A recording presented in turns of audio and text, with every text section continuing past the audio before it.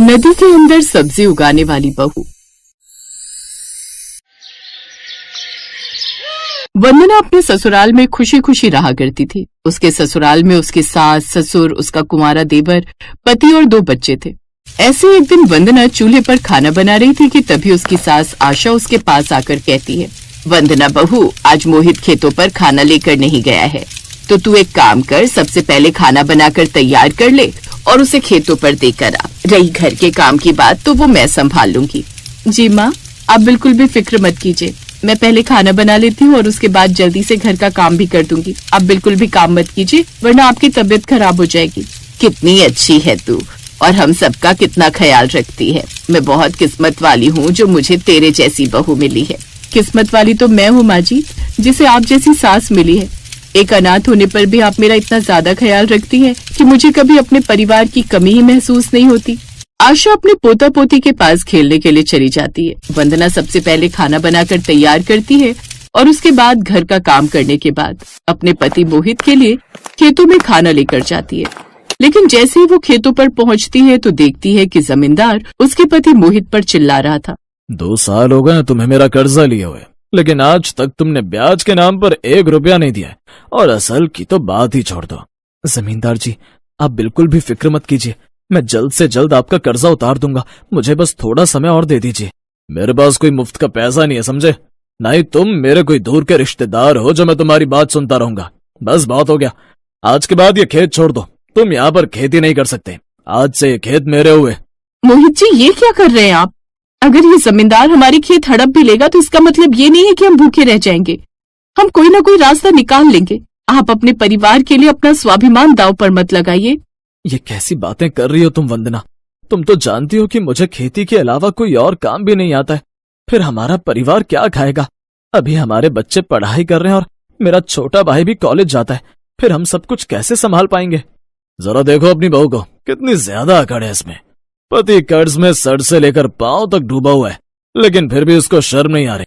इसके बाद जमींदार को वंदना का आत्मविश्वास देखकर बहुत ज्यादा चिढ़ होती है और वो कहता है, अगर ये लड़की मेरे पैरों में झुककर मुझसे माफी मांगेगी तो मैं तुझे 1 महीने का समय दे दूंगा। मोहित, अब मर्जी तेरी है।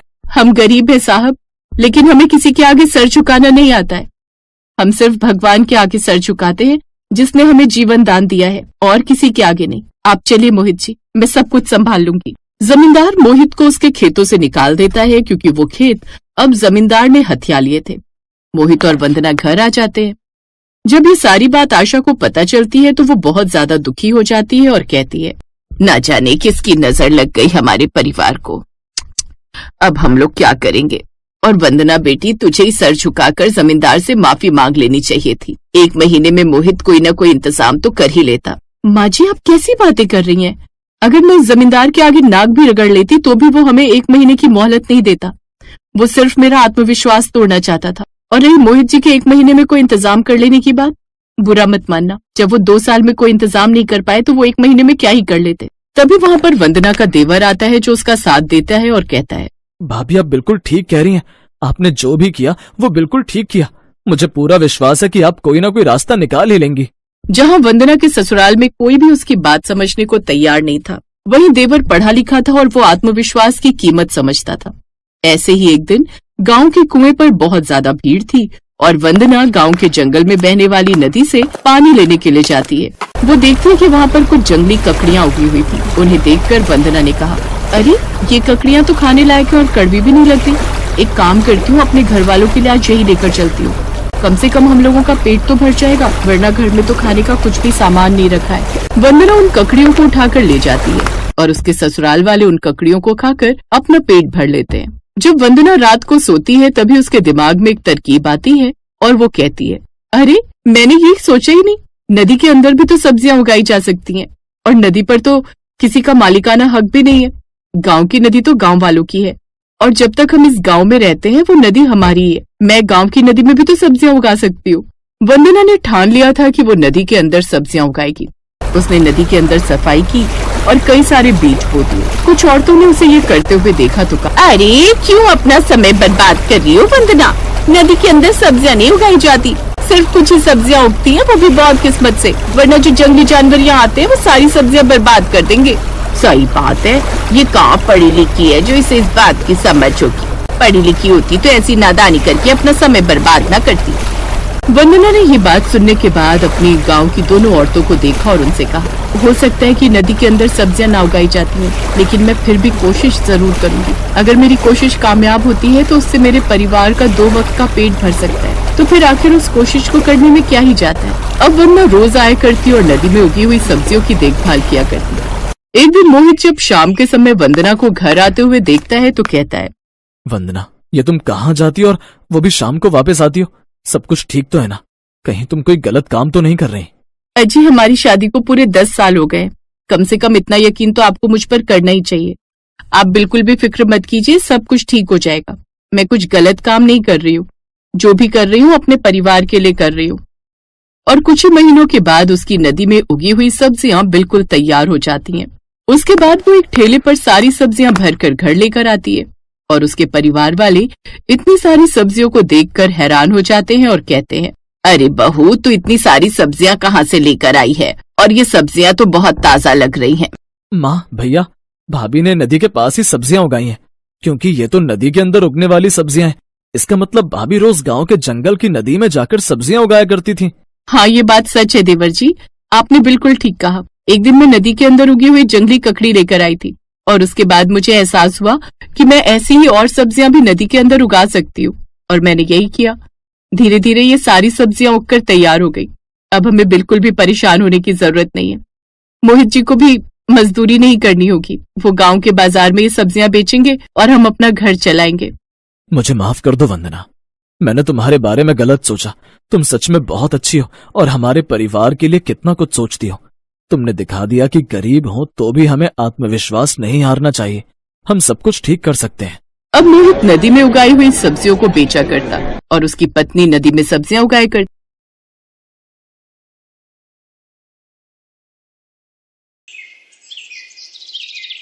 पार्वती अपनी नई बहू सोनम के इंतजार में हाथों में थाली लिए खड़ी थी। अपनी बहू की आरती उतारकर पार्वती बोली, सोनम बहू, अपने दाहिने पैर से ये कलश गिराकर अंदर आ जाओ। सोनम कलश गिराकर अंदर आ गई। उस घर को देखकर सोनम बोलती है, सूरज, तुम्हारा घर तो कितना छोटा है। अरे ये क्या, आते ही अपने पति का नाम लेने लगी। हमारे यहाँ पति का नाम नहीं लेते। अच्छा, तो आप बाबूजी को कैसे बुलाती थी? मैं तो इन्हें सूरज के पापा कहकर बुलाती थी। लेकिन माँ जी, मुझे तो इन्हें बंटी के पापा कहकर बुलाने में शर्म आती है। तुम भी ना एकदम बॉडम हो, तो तू इसको एजी ओजी कहकर बुला लिया कर। अच्छा जाओ, अब अपने कमरे में जाओ और नहाकर फ्रेश हो जाओ।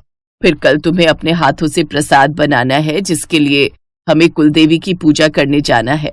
अगले दिन सुबह जल्दी उठकर सोनम नहाकर तैयार हो जाती है। फिर अपनी पहली रसोई करने रसोई में जाती है, जहाँ वो अपनी पहली रसोई में सबके लिए हलवा बनाती है और फिर कुलदेवी के मंदिर जाकर उन्हें वो प्रसाद चढ़ाती है। ऐसे ही कुछ दिन बीत जाते हैं। कुछ दिन बाद सोनम को अपने ससुराल के हालातों के बारे में पता चल जाता है। एक रोज, सुनिए जी, घर में सभी सब्जियां खत्म हो गई हैं, मुझे कुछ पैसे दे दीजिए। अगर नहीं दिए ना तो शाम को बनाने के लिए घर में कुछ भी नहीं होगा और हमें नमक या अचार के साथ रोटी खानी पड़ेगी। मैं खाने को कहां से लाऊं? अभी तो मालिक ने तनख्वाह भी नहीं दी। अच्छा, अब मैं चलता हूं, काम पर जाने के लिए देर हो जाएगी। सूरज एक फैक्ट्री में गार्ड की नौकरी करता था। उसकी तनख्वाह बहुत कम थी और खाने वाले पूरे 5 जन। हे राम, 50 रुपए किलो बैंगन? नहीं नहीं, इतने महंगे नहीं चाहिए। अच्छा, ये आलू कैसे दिए? आलू भी पूरे 60 रुपए किलो। सब कुछ इतना महंगा है, इतनी महंगी महंगी सब्जियां खरीदूंगी तो आटा चावल कैसे आएगा? तभी सोनम के कानों में 10 रुपए अचार की आवाज पड़ती है। 10 रुपए अचार? ऐसा करती हूँ, आज यही ले चलती हूँ, कम से कम सस्ता तो है। उस रोज वो अचार लेकर ही घर आ जाती है और उसी से सबको रोटी परोसती है। लेकिन अब अगले कुछ दिनों तक भी वो वही सब उनको परोसती रहती है। अरे बहू, रोज ये अचार रोटी खाकर ऊब चुके हैं, घर में सब्जी नहीं बन सकती क्या? आप तो जानती हैं माँ जी, इनकी कमाई कितनी सी है और बाजार में सब्जियों के दाम कितने ज्यादा। भाभी ठीक कह रही है, अब जो भी बनाए खा लो।